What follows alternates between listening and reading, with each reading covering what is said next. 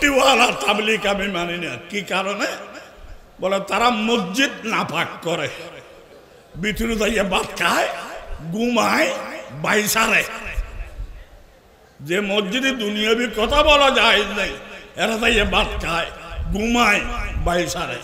মসজিদ নাপাক করে জন্য এরা কাফের। নাউযুবিল্লাহ বলবেন? জবাব লাগবে কিনা? 3 নম্বর, আমি তাবলীগওয়ালা মানি না, গাট্টিওয়ালা মানি না। কেন?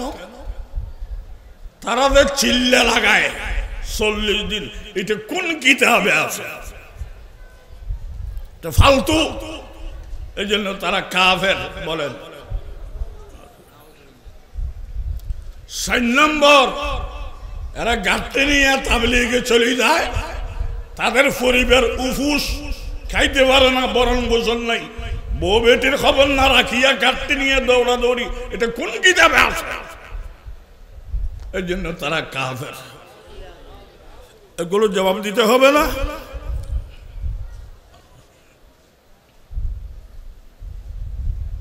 সময় কুলাবে না। আসুন, বাংলাদেশে যত তাবলীগী আছে,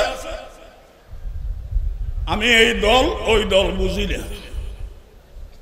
আমি আজিজুল হক আমি বলতেছি, বাংলাদেশে যত তাবলীগী মানুষ আছে, এই দল ওই দল বুঝি না, সব দল আমার থেকে ভালো।